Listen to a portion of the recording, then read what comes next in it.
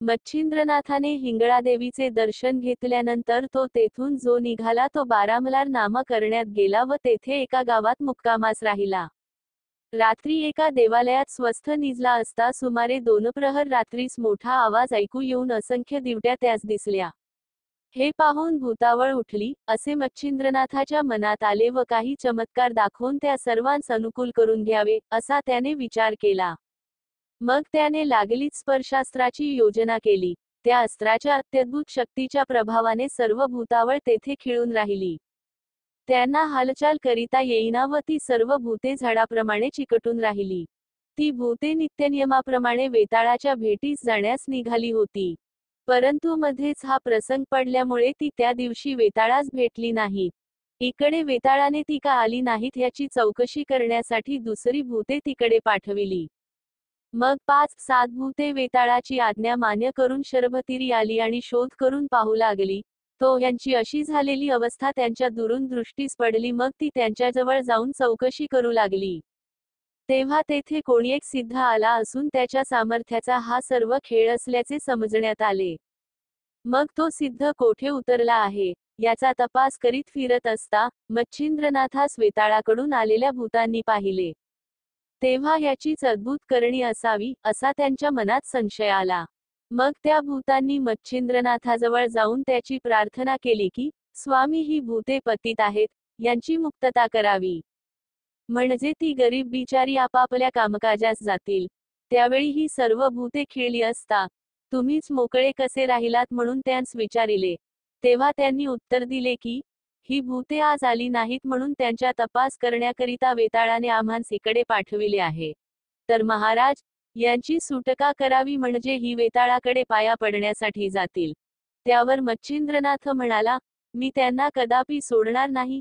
हा माझा निरोप तुम्ही वेताळाला सांगा, म्हणजे तो कितपत प्रबल आहे हे पाहता येईल. मच्छिंद्रनाथाचा असा अभिप्राय पडल्यानंतर ती भूते लागलीच परत वेताळाकडे गेली आणि त्याच्या पाया होऊन म्हणाली की, तिकडे एक योगी आला आहे. त्याने शरभतीरावरची भूते मंत्राच्या जोराने एका जागी खिळवून टाकली आहेत व तुम्हालाही तसेच करून टाकण्याचा त्याने निश्चय केला आहे. हे ऐकताच वेताळाची नखशिखात आग झाली. त्याने सर्व देशातील भूतावळ आणण्यासाठी जासूद पाठविले. त्याप्रमाणे सर्वांनी येऊन वेताळास नमस्कार केला. त्यांना वेताळाने साराकच्चा मजकूर कळविला. मग सर्व जण आपापल्या फौजेनिशी शरभतीरी येऊन दाखल झाले व तेथे भयकारक भूतचेष्टा करून दाखवू लागले. हे मच्छिंद्रनाथाने पाहून भस्म मंत्रून ठेविले व त्यांचा प्रताप किती आहे ते पाहण्याच्या विचाराने काही वेळ उगाच राहिला. पुढे त्याने वज्रस्त्रमंत्र जपून सभोवती एक रेघ ओढिली व वज्रशक्ती मस्तकावर धरिली, तेणेकरून भूतांना जवळ जाता येईनासे झाले. भूतांच्या राजांनी झाडे, डोंगर नाथावर टाकिले, परंतु त्यांचे काही चालले नाही. त्यांनी आपल्याकडून सर्व शस्त्रे अस्त्रे सोडून इलाज केले, परंतु मच्छिंद्रनाथापुढे ते दुर्बळ ठरले. शेवटी मच्छिंद्रनाथाने स्पर्शास्त्र योजून सर्व भूतांना एकदम खिळवून टाकिले. त्यावेळी पिशाच्यांच्या अष्टनायकांपैकी जोटिंग, खेळता, बावरा, मंगदा, मुंजा, महिषासूर व धुळोवान हे 7 जण मच्छिंद्रनाथाचे पाय धरून ओढण्याची वाट पाहत होते. पण तितक्यात नाथाने चपळाईने वज्रास्त्र सिद्ध करून ते सर्व दिशांकडे संरक्षणासाठी ठेविले व दानवास्त्र सिद्ध करून मृदू, कुम्मक, मरु, मलिमल, मुच्चकुंद, त्रिपुर, बळजेठी हे 7 दानव निर्माण केले. मग 7 दानव व 7 भूतनायक यांची झोंबी लागली. एक दिवसभर त्यांचे युद्ध चालले होते. पण दानवांनी त्यास जर्जर करीताच ते अदृश्य झाले. शेवटी मच्छिंद्रनाथाने वासवशक्ती सोडून वेताळास मूर्छित केले. त्याची अगदी प्राण जाण्याची वेळ आली, तेव्हा निरुपाय होऊन त्याने निरभिमानाने मच्छिंद्रनाथास शरण जाऊन प्राण वाचवून घेण्याचा बेत केला. मग वेताळासह सर्व भूतनायकांनी मच्छिंद्रनाथाची प्रार्थना केली की, आमच्या मरणाने तुला कोणता लाभ व्हावयाचा आहे? आमचे प्राण वाचविल्याने आम्ही जगात तुझी कीर्ती गाऊ व तू सांगशील ते काम करू. यमाजवळ यमदूत आहेत, विष्णूजवळ विष्णुदूत आहेत, त्याच्याप्रमाणे आम्ही अवघे आपापल्या पिशाच्य फौजेसहित तुझ्याजवळ राहून तुझा हुकूम मानू.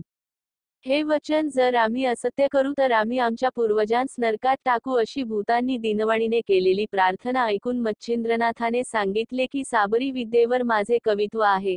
याकरिता जो मंत्र ज्या प्रकरणाचा असेल त्याप्रमाणे तुम्ही वागून मंत्राबरहुकूम कार्य सिद्ध होण्यासाठी तुम्ही मंत्र जपणाराला सहाय्य करावे.